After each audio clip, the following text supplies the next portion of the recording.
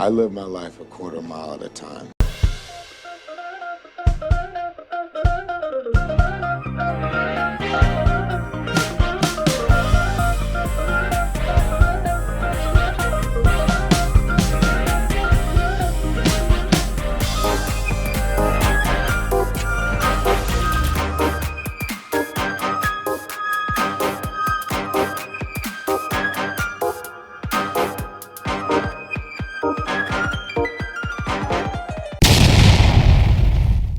Welcome back to the Quarter Mile Podcast. We're still rocking the Diesel verse.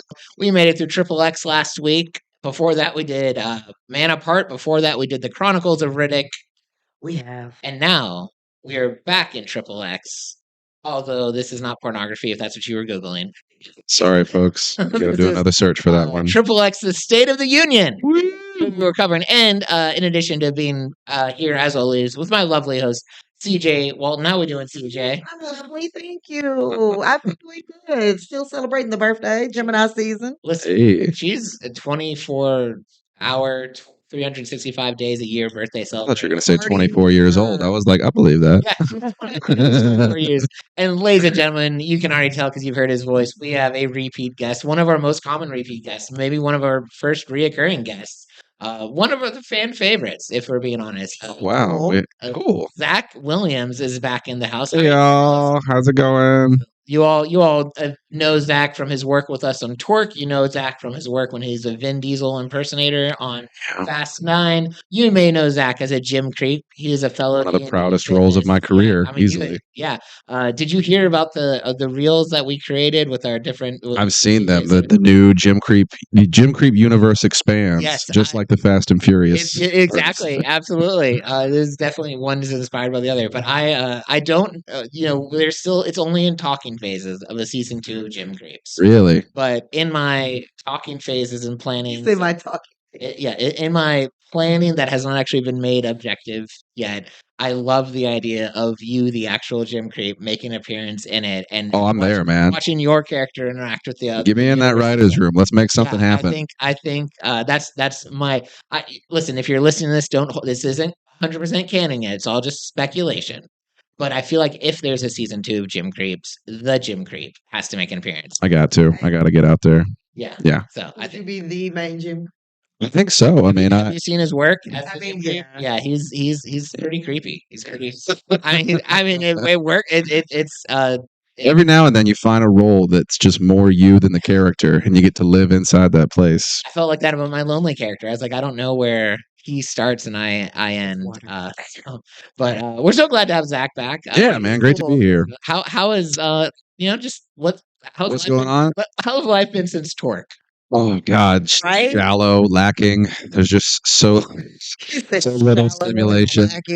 Life's been good, man. I'm trying to think. When was it that we recorded for Torque? Was that like March, April? March, maybe April. I have no idea. Okay. Before we've just been with Vin Diesel movies lately. So. I've been thinking this since we reviewed Torqued, and really since I watched XXX State of the Union. I've had a thought that I need to go through like a classic catalog of cinema just to offset the amount of Fast and Furious films that I've put into my brain.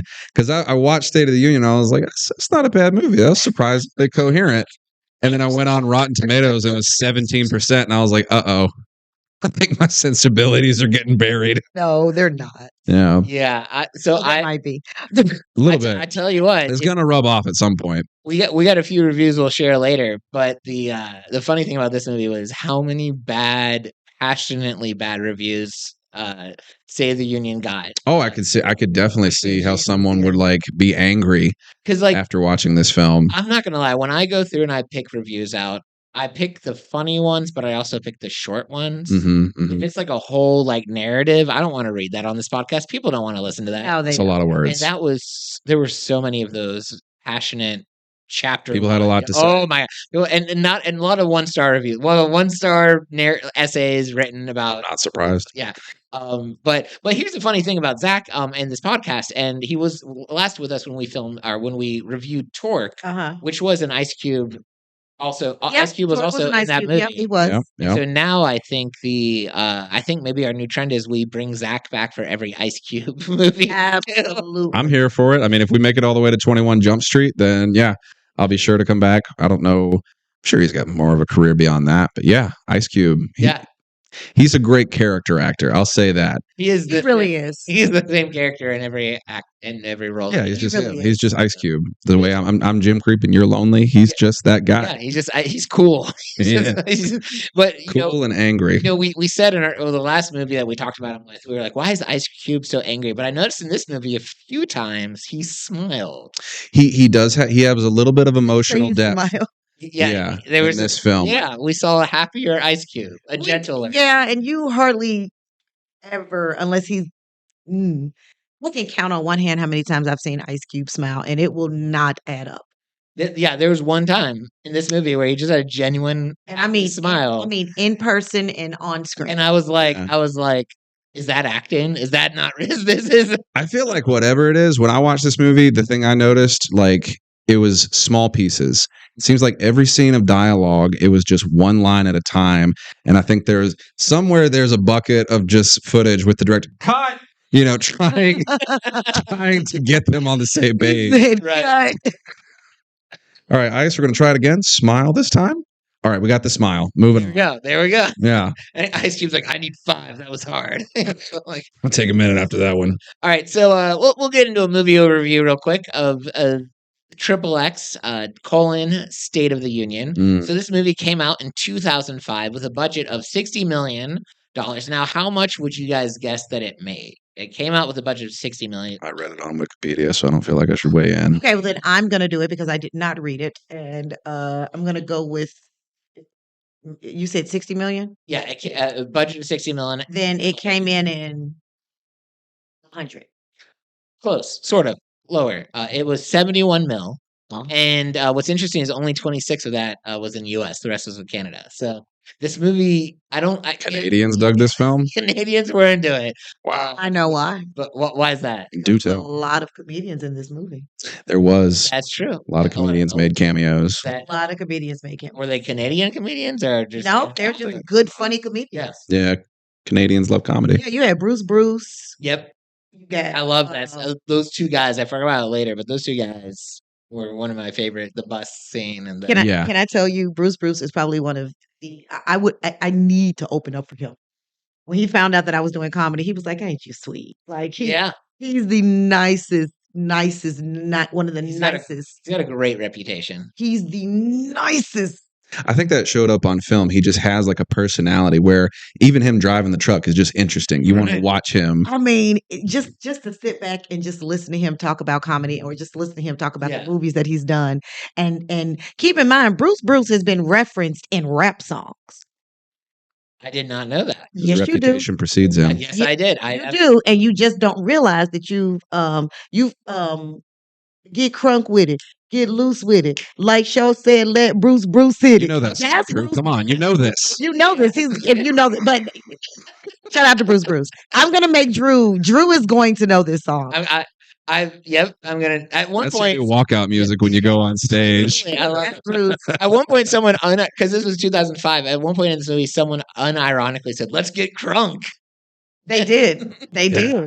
And like I was like, "Oh, that's no, that's like how that was dialogue for this guy to speak." Someone wrote that and said, "All right, we got it. That scene is done now." Yeah, I did. That's horrible. Let's get crunk. As we talk about the You cast, could not say that. Oh, I can't. No, you can. Oh, I'm just okay, saying, okay. like you can't write that in a script. Like you have to. Yeah. No, you need to Unless it's cite XXX. your sources. Unless it's a triple X. Then it's fine. Yeah. It is interesting. We 71. about Bruce and how that character, like you, even that little bit of time you saw him and you're like, man, that guy's a story. That is something this movie did. Dare I say, well? There's so many random characters that, and that actually will be part of my best bits later. But like that have like way big of a backstory for the one moment that we see them in. Yeah. Right. A lot of context, not a lot of action. Yeah, and then you never see him again. You're like, okay, whatever happened? You know, like what happened to that guy? You know, like, Yeah. There were several people that I was like, hopefully I'll see them again before the film. No, they're Right. They're gone. So they got their check. They're out of there. Yeah, absolutely. Our main cast, of course, we had Ice Cube playing Darius Stone. Mhm. We had Samuel L. Jackson playing Samuel L. Jackson. I'm just kidding. Of course he did.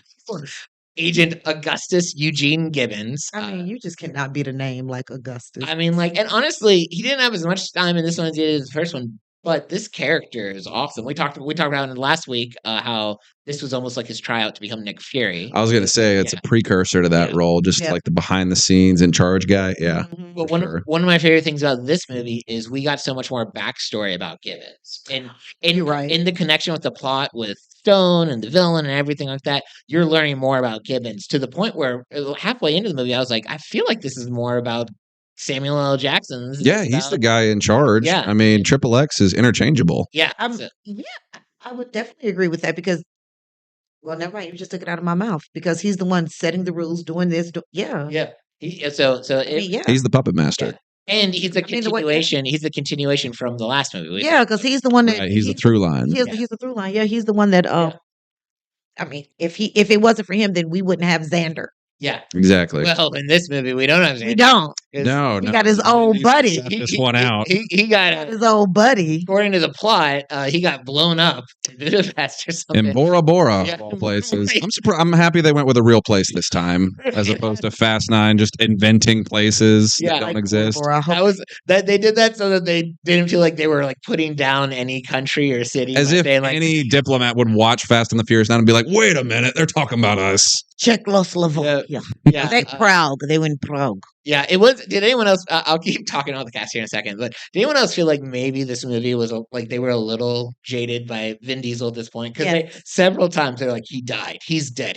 There's actually a deleted scene that didn't make it to the movie, but like it's why it's called a deleted scene. That was an unnecessary statement. Anyway, of a bald man blowing up and like pieces going Really? everywhere. So They went that far. I did not know. yeah. So but what's interesting is next week we'll be talking about the third XXX where Vin Diesel does return. So, Of course, he comes back because the second one made a bunch of money. right, absolutely. So anyway, back to the cast. Villain wise, we had William Dafoe as General George Deckard, and I think William Dafoe could maybe go down in history as one of the best villain actors. Oh, he kills it, man. There's some moments in the script where you see him like acting his best with crappy dialogue, Yeah, but he acts his way through it. Like he's believable. I have Ice Cube, Samuel L. Jackson, and Deckard because I couldn't write Willem Dafoe because he's that good of a character actor. right, absolutely. He could embody the He could be character. anyone at all. And then a lesser known role, which he didn't even get much like on the IMDb page, was Michael Roof as Agent Toby. He was the geeky white agent that was working. Oh, the nerd. Oh, the college nerd. boy. The He was nerd, in yeah. the first one. He was in the second one.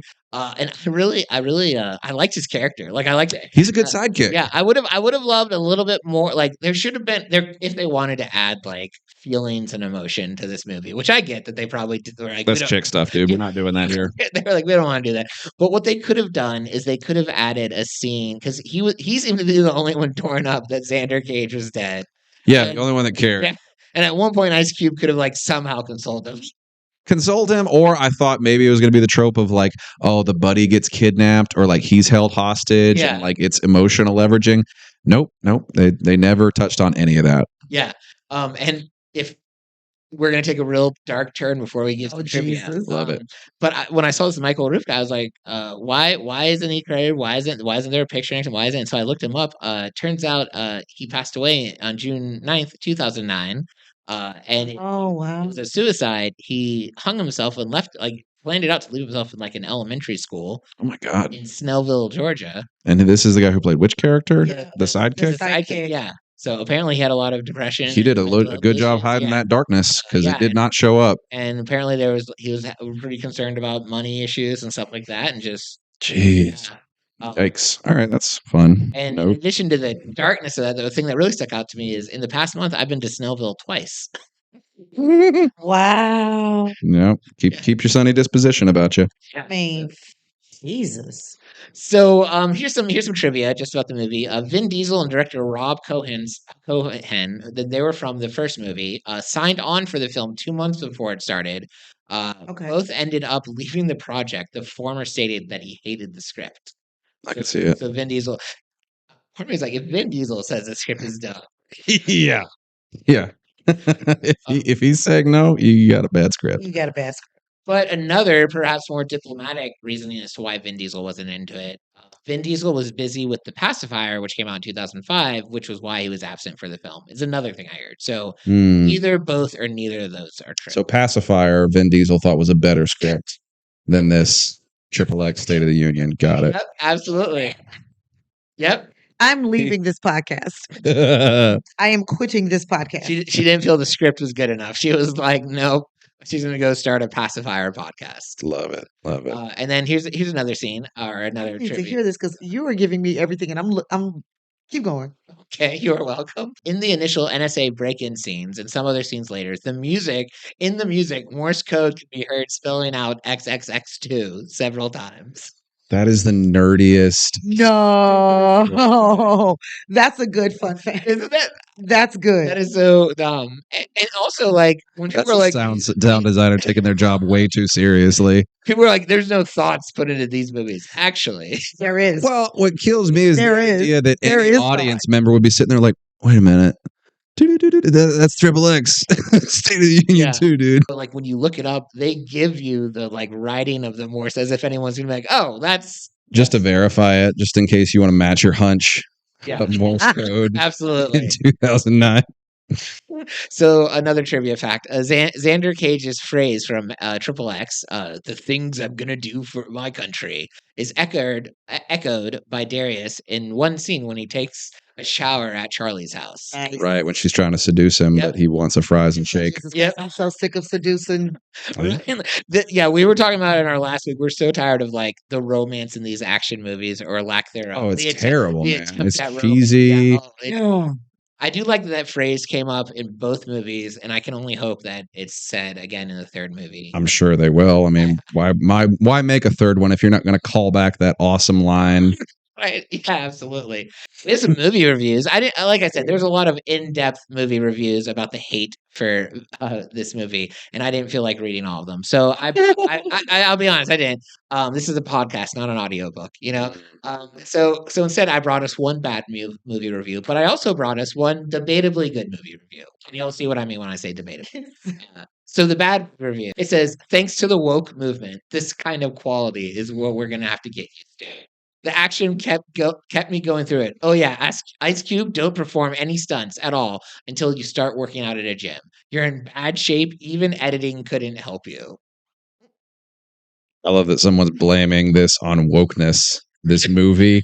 Because if there's anything I thought when I was watching XXX State of the Union was, this is too woke. They're too socially conscious. Wait, what year did this come out? This movie came out in 2005. When was this 2005. I remember looking back, and the review was just a year ago. Okay, but they're using woke, and the movie came out in 2005. Technically, what they should be using was affirmative action. Yeah, They're going to use That's their issue with it, That's yeah. their issue. So because the slurs have changed. yeah, this Yeah, person no, needs you to- got to use different terminology. He's looking back to 2005 with a 2024 mindset. Right. I do love that almost 20 years later, he's still like, oh, people got to know about this movie Yeah. and how wokeness is ruining Hollywood. Right. He plays this is the movie. This is where it all started. I The can second guarantee you. in the XXX trilogy. I just want to know, like, once he saw Ice Cube, did he watch the rest of the movie? He says the action. Or did he just kept him pause it moving. on Ice Cube's face Yeah. and start writing the Start review? writing the review. Possibly, yeah. Man, what a weird thing to be prejudiced about. That's crazy, man. You got 20-year-old prejudice that you're going to drag up. Yeah. That's No, we'll bring it back into a more affirming place. This is a good review. He says, to me, I call this film realistic fiction, and I really like realistic fiction. 110% better than Marvel and DC. This guy saw this movie, and he's like, "It's gonna happen." I like that, and I also like that he thinks he invented the term realistic fiction. That's been a literary term for years. I mean, decades. You can't just No, actually. I would So call what this. does he think? Hello? Yeah, everything in this movie is plausible. Everything's realistic, from when he jumps the boat out of the river up onto the bridge to when he jumps and just catches himself on a helicopter jumping out of prison. The diving through explosions. Yeah. No, it's believable the same way in Fast and Furious. They'll like point to a whiteboard with a bunch of numbers on it and be like, you see the math? It's right there. If they say it's mathematically true, then it has to be. Right. They're just summarizing for time or whatever. Yes. Well, you all who have been with us for a while, and especially maybe you're some of like Zach's biggest fans, and that's why you're tuning into this episode. You know that whenever Zach's on, usually we you laughed at that, CJ. No, I'm laughing at the fact that what you just said. I'm just. He's like, you bitch. She's like, I'm not laughing at you. I'm laughing at the words. Jackass fans, that's ridiculous. Ice Cube jumping the boat on the bridge is more believable than that. I mean, it's not. Yeah, we have a tradition, and it's usually we give the guest a plot summary to read. But whenever Zach Williams is on our podcast, I like to write my own. He writes his own, and it is never disappointed. And I'm ready. I want to give a special shout out to him too, though, because I forgot to text him to ask him to do this. And so when I was watching the movie last night, I was like, crap, I guess I'll just get I just assumed that's what you expected me, Drew. Brought it, he came above and beyond. He'd make a good XXX. I don't know about that. I can read. I like that. Can you though? Pretty well. I can read my handwriting. Yeah, we got a few pages to get through. So should we dive in? Let's dive in like Ice Cube at the end of the movie. God. So we open on a farmhouse, and then from there it goes 0 to 60 real fast because we have these tech ninjas. And they're attacking an underground base under the farmhouse. They're attacking Samuel L. Jackson with these CGI drones. Mm-hmm. That was cool. Little future sequence. Samuel L. Jackson and a nerd, they get away in a chrome spy car GTO. Samuel L. and the nerd decide they need a new XXX. And we learn that XXX is basically the Dread Pirate Roberts. Right? All right. You know what? What I'm not going to do is sit here for this. What I'm not going to That's what he is, though. What I'm not going to do. Like, you just put on the XXX tattoo, and then you're the new guy. Yeah. It's a rotating door of ne'er-do-wells that are trying to turn their life around. That's one of my favorite words in the world. Ne'er-do-wells. Might be the first time I've heard it. It's a good one. Oh my! I love ne'er-do-wells. It's a great old-timey term. Hooligans, rapscallions. Oh, rapscallions. Yeah. So then we find our favorite rapscallion, Ice Cube, is in jail. Yeah. Just walking through jail. There you go. Doing him. And then we get the title sequence, which I don't know if you guys caught this. In the title sequence, when it gives the XXX logo, the movie says XXX the next level.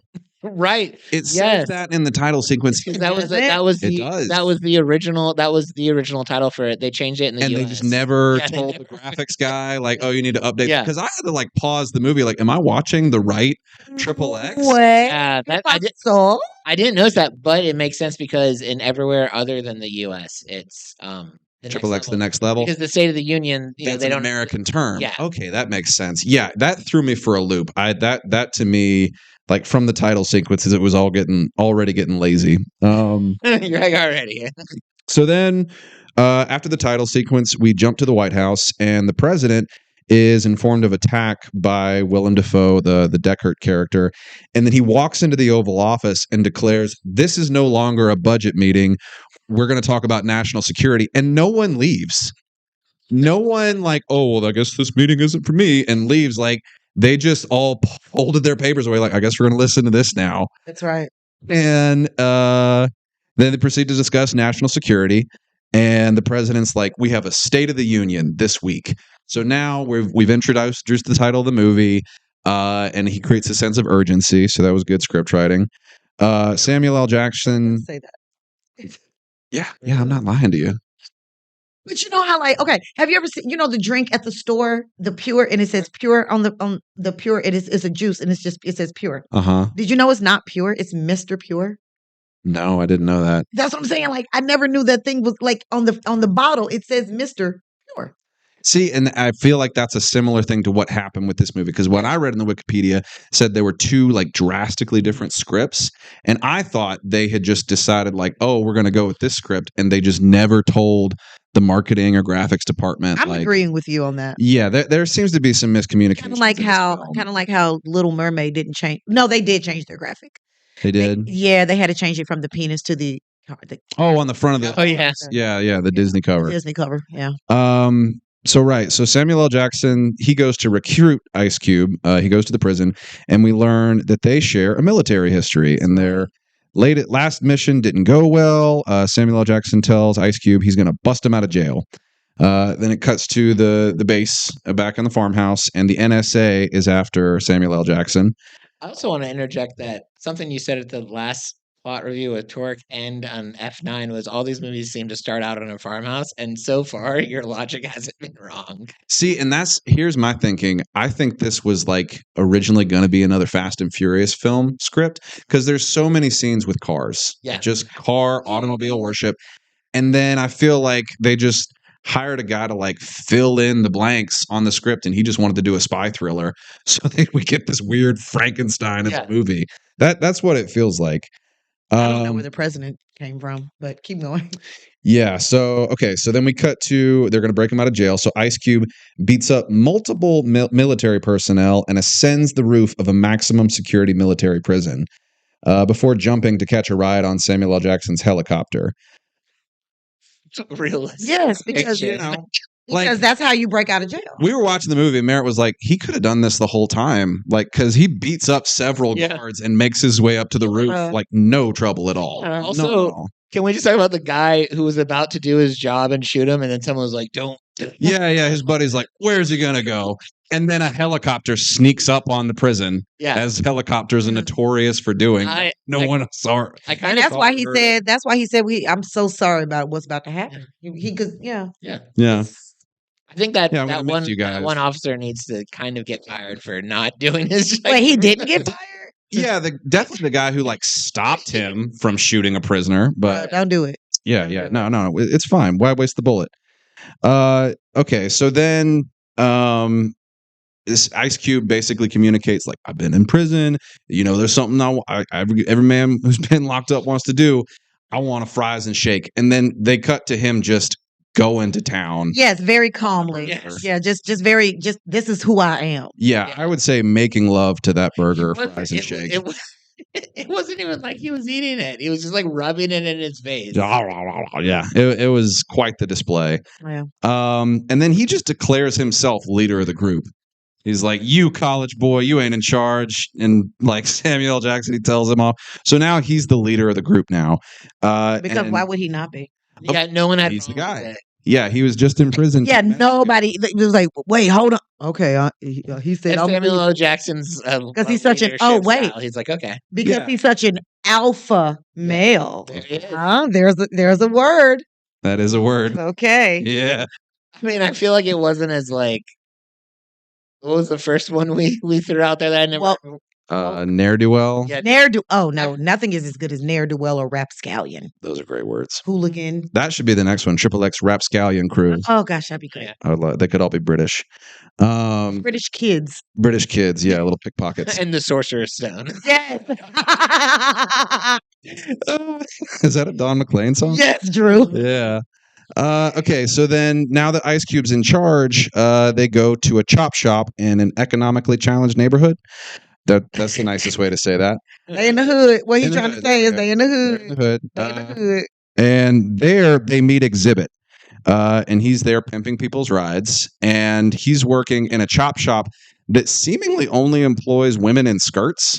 Right. Like they're all dressed like they're going out to a nightclub, but they're like working on cars, creating sparks, working on cars. Which side note about that? How did Exhibit get passed over for the lead in this role? He has an X in his name. Yeah. That's true. I feel so bad for him. Like, can you imagine the call that he got of like, hey, Exhibit, we want you to be part of this movie, XXX. Well, we just want you to pimp their ride. Right. You're just in there a couple of scenes. No. It's not about you. No, sorry. So I'm Exhibit, but I can't be in in Triple X. X. Okay. Yeah. Okay, yeah. And I think that's messed up because he has some stuff under his belt by then, right? Yeah, he's an actor. I mean, I think he had the show at that time. Yeah. So clearly, he's got a persona. And when you saw him in the movie, you're like, he acted well. I think he smiles too much, though. Ice Cube, they have to get him to smile. Yeah. They have to get him to stop smiling. Yeah. And it's a tougher sell. Yeah. So you need them both. It's a sequel, so you need 2 XXXs. Mm-hmm. You got to balance them out. 1.5 the yin and yang. Yeah. Yin Because by that time, Exhibit had at least a couple of credits under his belt. Yeah. At least. Yeah. No, he was comfortable. Like, he was a good actor, but again, very smiley. So then Ice Cube goes to find his old chop shop girlfriend, but she's a successful custom car designer now. Like, she's legit, and she wants nothing to do with him, but agrees to help in exchange for the GTO. And that, similar to Torque, I've learned that as woke as this film is, it doesn't matter what kind of dirtbag criminal you are.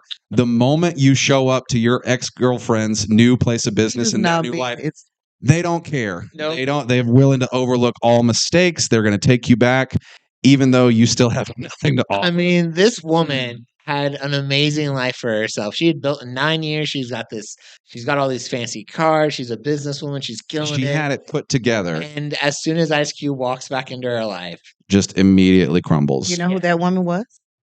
Do you know the actor's name? I don't. I did when I looked it up, but I don't remember. Who is he? Is this another Korean whatever from Man Apart situation?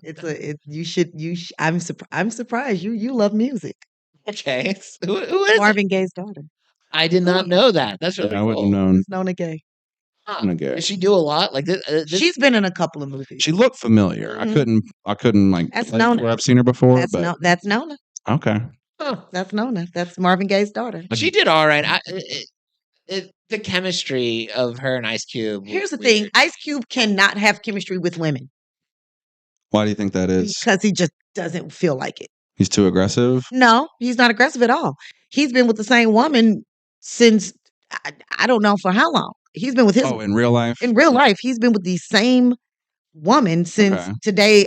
Today was a good day. So he's just a man of integrity. He's That's just not like. going. He's just like, Okay. I love you. That should be enough. Yeah. Yeah. No, that reads. But Whereas some men their love language is a touch, a caress. His is, you should know it. That's his love language. His love language is That's accurate. Yeah. Yeah. Trust me. Trust me. Just trust me. Okay. That's it. That's it. All right. Like, I believe you.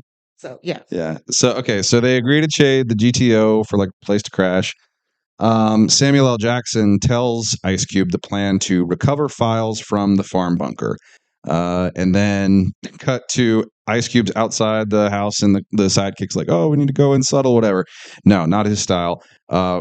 Real quick action sequence: rocket to car, rappel, hard drive, running, hopping fences, boat, explosion, nerd getting chased by cop cars.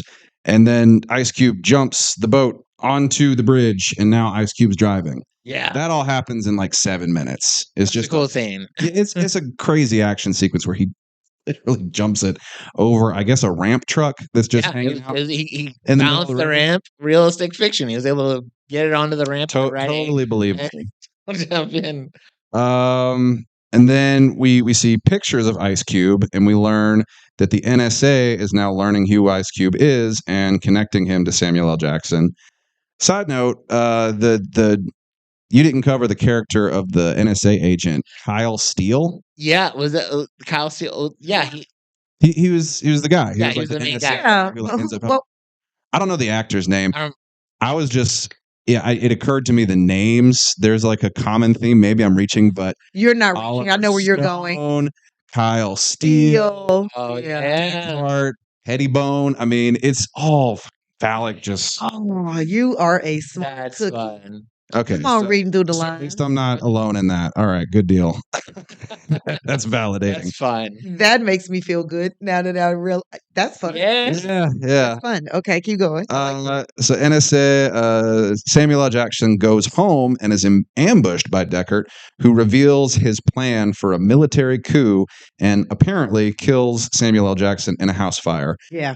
And then this was just a side note, on the theme of like made up places. the reporter who's reporting Samuel L. Jackson's death, she goes, "Oh, news coming out of Chevy Chase, Maryland." And I had to look up whether or not that's a real place. Huh. And it's apparently not at all related to Chevy Chase. He's not named after the town. The town's not named after him. Huh. It's just this crazy coincidence that Chevy Chase is the name of a place in Maryland. And they decided to use that for this film. But yeah. Chase, Maryland. She's fact checking you. Keep going. No, I'm not. I just need to see exactly what this place is. I would never. Now that's something that you can't make that up. No, but it's so weird that someone, when they were writing this movie, they're like, "Where in Maryland should we say that that murder took place?" Yeah, murder took place. Chevy Chase. Okay.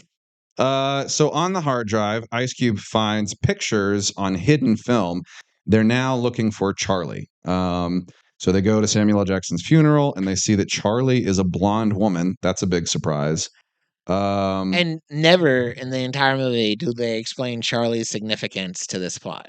Wow. Yeah, no, they kind of, I guess they breezed over it. Yeah. Because, she's just. My theory is there's a significant deleted scene or something, but because they were like, Charlie, that's someone we should look for. And then they're like, oh, it's her. And then we never know what her connection is or how she got no.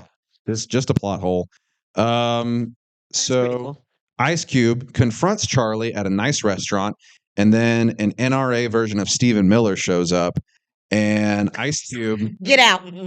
You know what I'm talking about. Yeah. He has like the crazy ball, big head. Yeah. Another example of he gets so much backstory for that short little time. I was just at this thing and all this. Jesus. What threw me off about this scene was Ice Cube when he's confronted by the he immediately switches to like this Southern accent. Yeah. A Southern Baptist preacher and does like the craziest Southern accent to sell this guy on it. It felt like it was AI.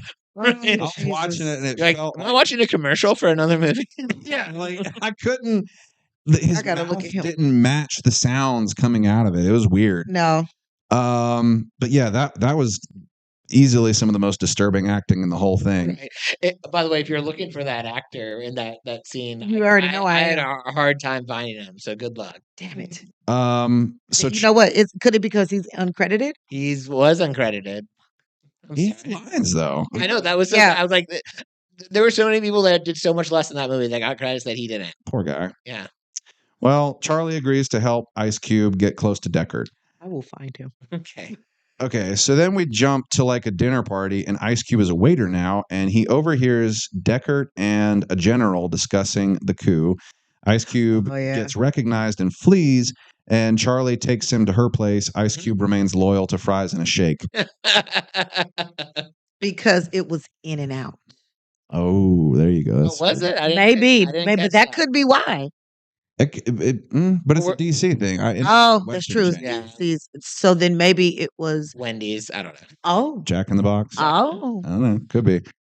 What I thought was interesting about this is I didn't like write down all the occurrences of it, but there was a line in this where like the security guard is like trying to find Ice Cube, and he goes like, "Oh, I'm looking for a black guy in a jacket," and someone like points to a door, and there's just a sea of bunch of black guys in a jacket. And I loved that. It felt like throughout the film, Ice Cube kept having to remind everyone that he's black. Because he kept having lines where he would just like sort of nod to that. I don't know. Like, yo, I'm black. Yeah. Just like, I don't do that because I'm black. Cube, we know. We see you. We're watching the movie. Don just got to say something about it. Damn it, I can't find it. I'll find it. I did like that. That was maybe the most realistic fiction part of the thing where like that was a good way to get out was instead of dressing up as like a suit and tie like what she was expecting, like be like a politician, he dressed up as a waiter so that when he was escaping he was able that and the other when you mentioned I'll get to the other one. There's another thing I thought is a reoccurring XXX theme. But the other thing that I noticed is the general that Deckard was meeting with, his name is either Pettibone or Pettibone. Pettibone. Who you listen to, because Ice Cube says Pettibone, yeah, but Willem Dafoe says Pettibone. And I think you just had a director that didn't want to correct either of them. It's like, okay. It's like, you're both too intimidating for me to talk to. Okay. I think it's Pettibone. I like Pettibone better. I like Pettibone is Pettibone. funnier to say. So yeah, Pettibone. We have officially on this podcast declared It is Pettibone. it is General Pettibone. So then Ice Cube, that's where he gets. So he goes back to the house with Charlie. She like kind of tries to seduce him. He's loyal to his fries and shake. So then he takes a shower and then he comes out and finds a gun on the ground and then finds General Pettibone. I'm so sick of this man over here. What? It's just the way you said it. Just like this is what happened right here. He's literally just telling us the plot. And he just picks it up like, "What's going, Charlie? Where you at?"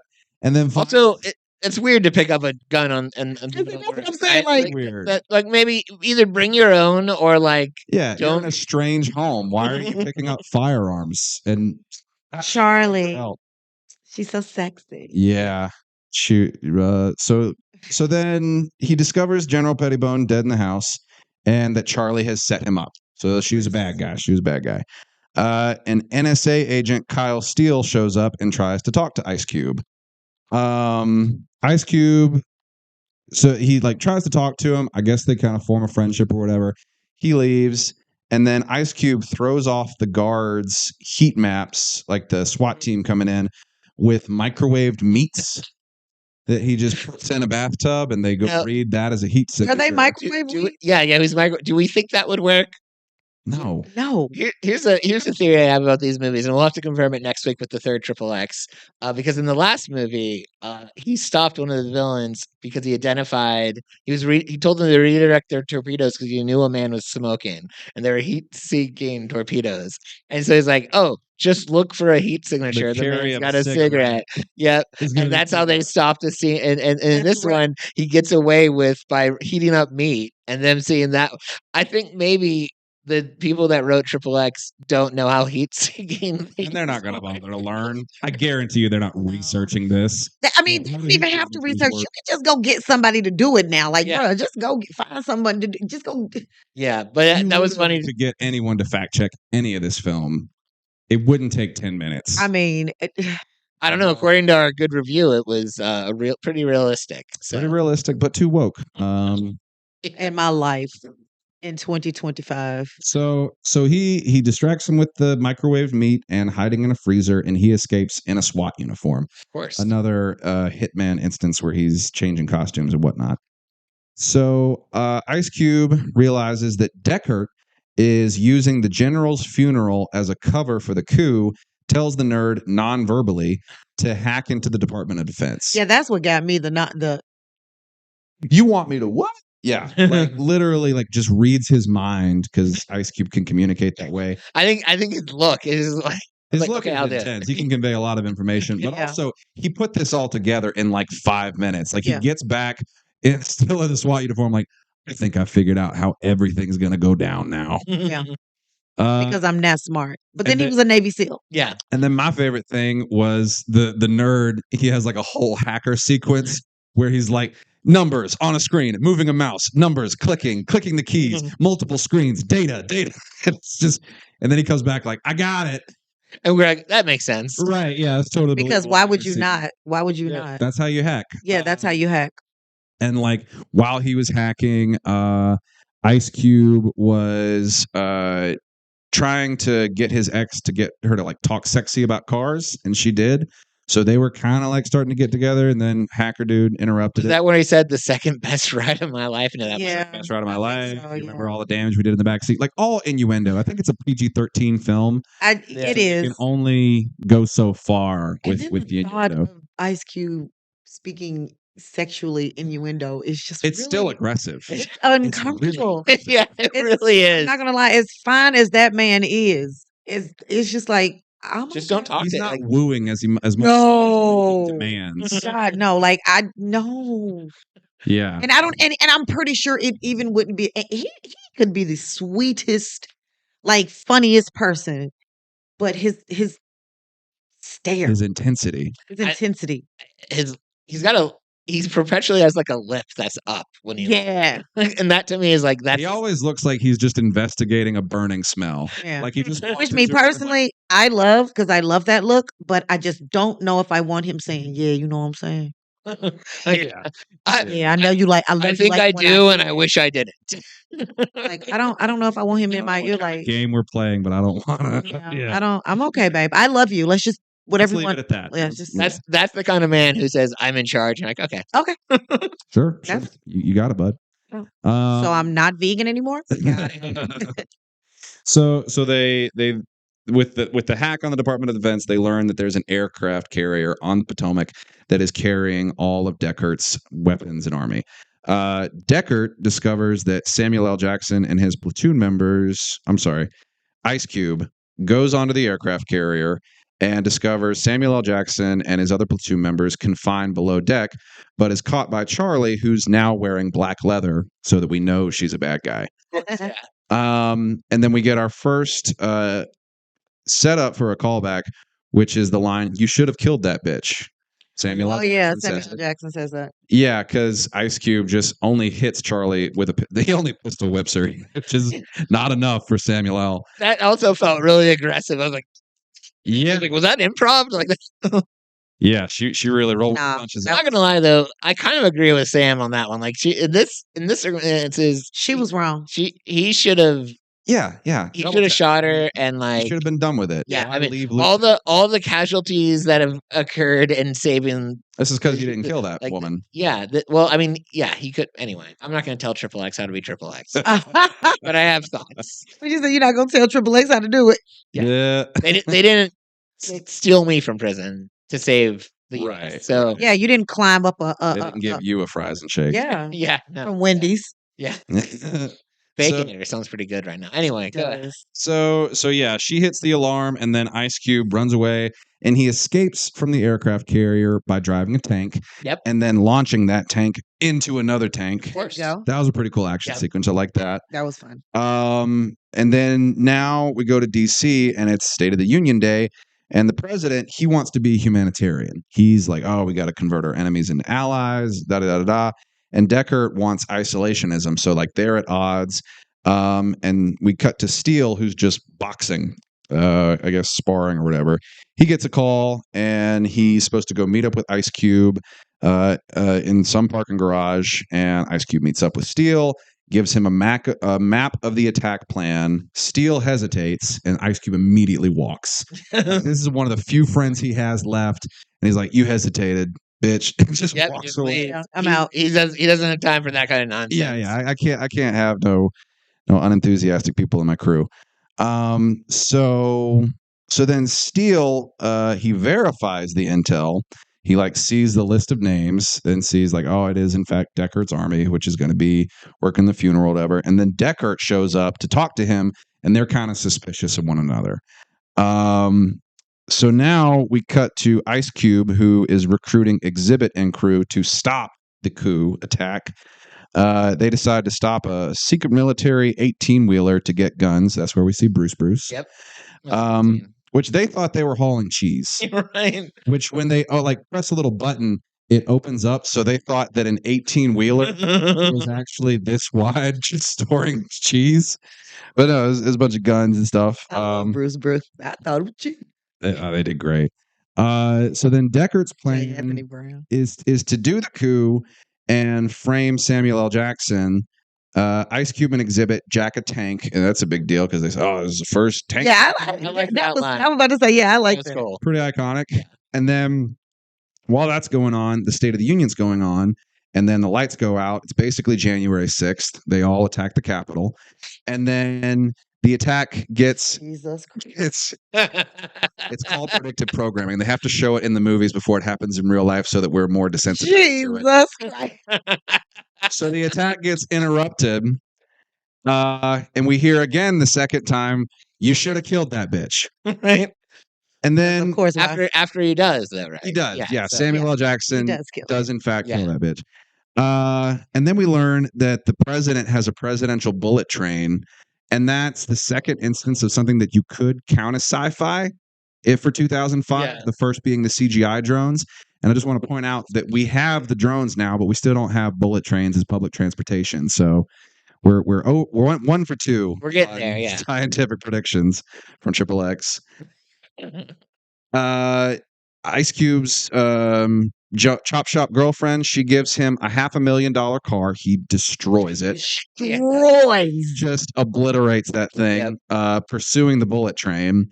Ice Cube. She's still in love with him. She's still in love with him. She's why would she not all be? his flaws. Someday he'll get his life together, but not today. Nickelback. Yeah. So then Ice Cube, he makes it onto the train. He's getting into a fight with like Deckert's, number 2 or whatever. And then at some point, Ice Cube cuts like an airline in the kitchen, and then it cuts to the driver of the train. He does. Like, we don't have brakes anymore. Yes, those are. I was about to say, wait, I was about to get. You cut the gas line, and now the brakes don't work. That's okay. How that works. Yep. Realistic fiction. Realistic fiction. Yeah, it's a new thing. And then they rescue the president. They take him away on a helicopter, and they blow up the presidential bullet train with Deckard on it. He's dead. And then Steele gets a Medal of Honor. Deckard is remembered as a hero. Ice Cube is an unknown soldier who gets some kind of accolade. And then Samuel L. Jackson and the nerd are back at the base discussing the next XXX. Right. And that's where the film ends, setting it up beautifully for the third in the trilogy. Yeah. I don't know how they're going to bring Vin Diesel back to it. Well, I don't know, because he's America's last hope. And he's dead in Bora Bora. And I would have loved. I don't think this is the case, unless I'm wrong. But I want to see a movie now with Vin Diesel and Ice Cube. Oh yeah. Triple X's. Quadruple X. So yeah. So, Quintuple or something. xXx. Hexax. Hexagon. X cubed or something. Hex cube. X cube. 2X. Too furious. I don't know. Dude, Jeez. I mean, with all the NSA, the top secret. Yeah. Everything is top secret in this It's movie. kind of a bummer though. Like when he drives confidential. off in the sunset, it shows a close up of his neck, and he got the XXX tattoo. Like Which That's- is really just like a watermark tattoo that someone just put on the back of his neck. But yeah. And then it goes to the next scene where Samuel L. Jackson like, let's get a new one. I'm like, dude, He just got a tattoo. He got something permanent. He's the new guy. Yeah. Nope. He's the new. No, we need a new one. You gotta He's now America's last hope. So now what the hell are we gonna do? right. So, thank you. That was that's something. I felt like I just watched the movie. Yeah. That was the best. I'm done. Getting better at Yeah. the summaries. I just have to turn off parts of my brain when I go to write the summary, like the part that looks for logic. Oh and yeah, coherence. no. Get rid of that. Just state the write facts. what you see. Journalist Hemingway, just write this stuff down and report it. So CJ, do you have any thoughts, any things about this movie that really jumped out to you? No, I liked the fact that and my boy Defoe was in it, and He's good. He's one of my favorite actors, honestly. Besides next to Samuel L. Jackson. Fantastic. Yeah, he's amazing, and I think that this could have been a prerequisite to some of his stuff too. I said to start before he becomes the Green Goblin. Like What was funny about watching Willem Dafoe in this is I was watching my girlfriend, and first time he goes on screen, and I'm sorry, this is crass, but she goes, "Oh, there's Willem Dafoe. He's going to save the day with his big old dick." And I go, what are you talking about? And I just kind of like didn't really acknowledge the first time, but then we see him again. She goes, "There he is with his big old dick." I was like, "What is wrong with you?" what? And she proceeds to tell me this story. So Willem Dafoe did Passion of the Christ, right? Yeah. Apparently, when he was doing that film, when he was up on the cross, they had to use a body double because he was so well endowed that the director was like, "This is a distraction." That's hysterical. Yeah. Yeah. I didn't even know he was. Welcome. So that's where that I didn't know he was in Passion of the Christ. Yeah, he wasn't the main. or He maybe wasn't. The Last Temptation of Christ. Oh, I think okay. that's the one. Okay. Not Yeah, the Jim Passion. Caviezel. That's Jim a very Caviezel. different I was film. like, this is That's very- on me. That's on me. So, I was like, how did I miss him in Maybe that? that's why he's a goblin. Anywho, but no, I mean, honestly, it was a decent movie. I just think that Ice Cube is always when it comes to this was his right up his alley right here. Right. Yeah. This was definitely right up his alley. They were just like, Ice Cube, go improv. Just go talk to them like you would if Yeah. you were a secret. like agent. I don't even know try if to they hit these gave. plot points. If you don't, it's fine. We'll rewrite it. Yeah, I don't even know if they gave him a script of lines. It just feels like he just said literally whatever the fuck he wanted. to say. Right. That, and I really like when you watch it. The editing is so short. They don't have like a scene or a shot that goes No. longer than 10 seconds because I guarantee you there was someone off script being like, "You need to say State of the Union." Nice. He's like, got it. All right. That's I, the line. Yeah, I think Ice Cube walked in there and said, "Let's get one thing straight. I'm in charge. Yeah. You're not the director. You're not the director. Yeah. Like, and they're Like he's our guy. They're like, he's perfect. He's our guy. He's, That's not a guy. he's in character already. Yep. So yeah, no, I mean those are my thoughts. Like I honestly probably the coup, them doing the coup thing was probably my favorite part of it. Like Yep. all of that action and stuff right there. Honestly, and then him taking the mid sandwich break. Yeah. Just mid sandwich just break. to stop and just get a sandwich or the burger. Yeah, was it? That's what it was. Yeah. Yeah, the burger. Like Twice in the plot. He was Yeah. like, "Hold on a second. I gotta yeah, like he did it again. He did it twice. Like, hold on, I'm hungry. Right. It was that bait and switch of like, oh, you think he's about to get, sex But or it's whatever. I'm really He cares hungry. more about food than he does about, Yeah, but no, I So- honestly, I don't really. I mean, because I watched it and I was like doing a lot of other stuff, and so I was just like, "Wait, what's going on?" And I had to go back and rewind. Like, shit.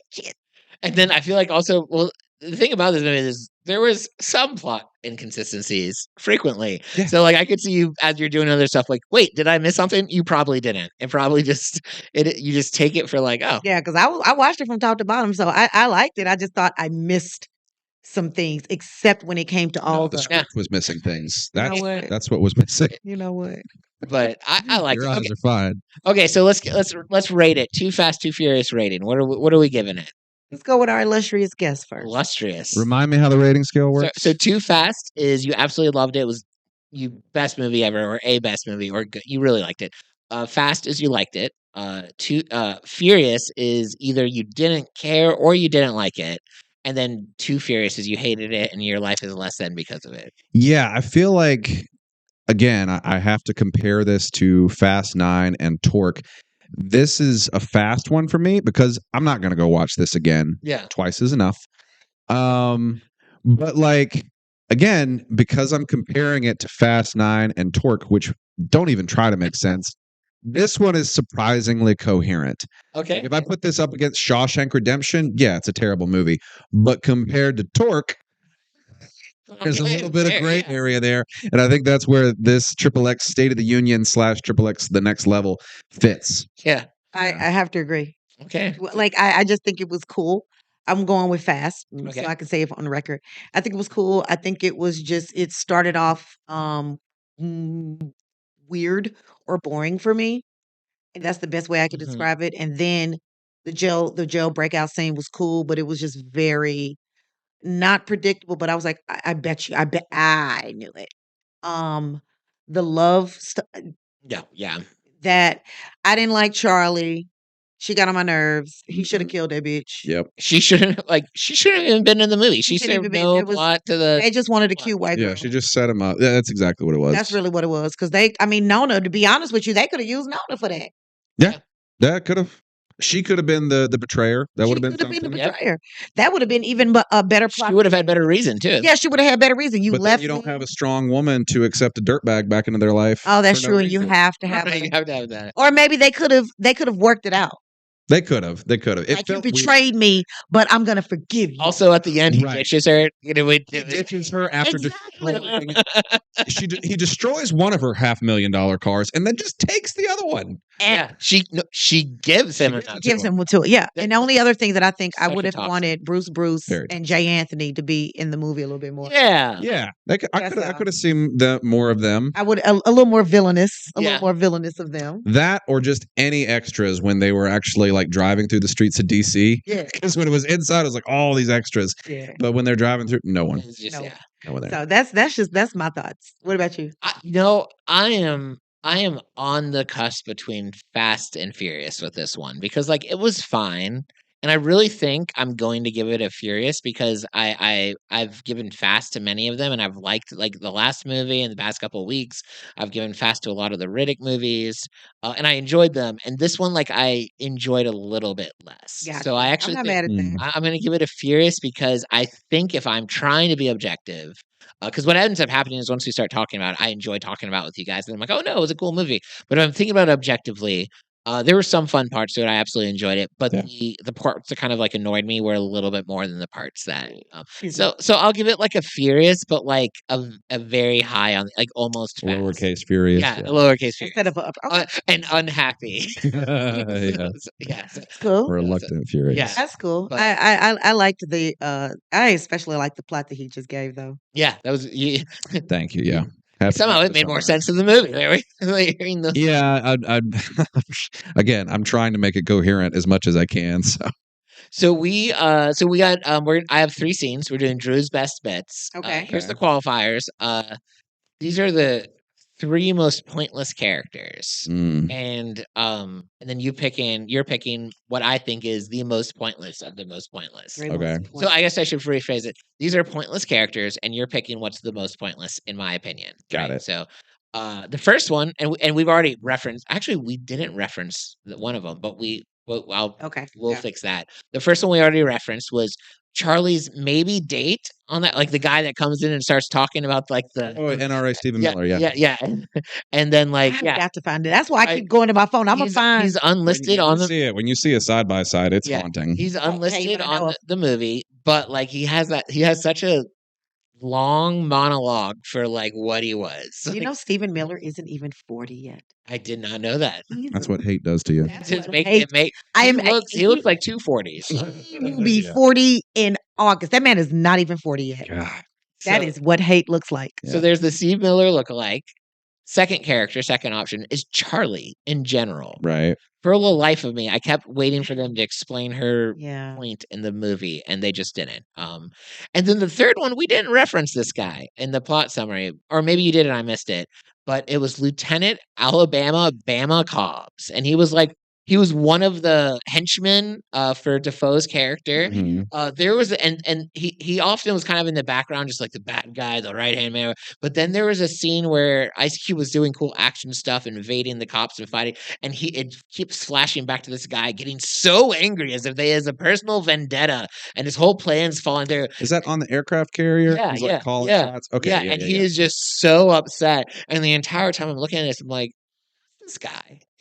Like, I noticed that too, because in that whole action sequence, it kept like close up on him, just like panning shot of him yelling into a walkie-talkie, and I'm just like, oh, okay, yeah, he's the bad guy right now. He's the bad guy. Yeah. So, but now, unfortunately, in comparison to the one of the other guys as I mentioned, he is credited in this movie, and he does has a name, which is Lieutenant Bama Cobbs. Yeah. Okay. I'm going with him. You're gonna go with him? Number 3? I'm going with him, and the reason I'm going with him is because we don't know who he was, but we could have, because he was there a couple of times. You know what I'm saying? Yeah. And his name, I'm going on name, like Steel, like Die. That Alabama must mean something. It's an army base in Alabama. Right. So he could Navy or anything. So you're going with him for who you think I think is the most pointless of those 3? Yes. Okay. I'm going to go with NRA Stephen Miller, because I agree. Bama, he does have relevance because he's part of that military platoon or whatever that Stone and Gibbons were part of with Deckhart in command. So he's, I think, closer to the most central characters. If you take Charlie, she's connected to Gibbons ultimately Stone. But her person that she was meeting with, the only thing that he does is set up Ice Cube to do that weird Southern accent. There's nothing else in it. He's on screen for 2 minutes. Yeah. So I think for me, he's the most pointless. I would imagine you're finding the same. Zach is right. That's the one I picked. Damn it! So it's another wash. We're still I think our scores right now 6-4 or something, or 6-5 or something. 6-5. Yeah, something like that. So that. So I'm still in the lead.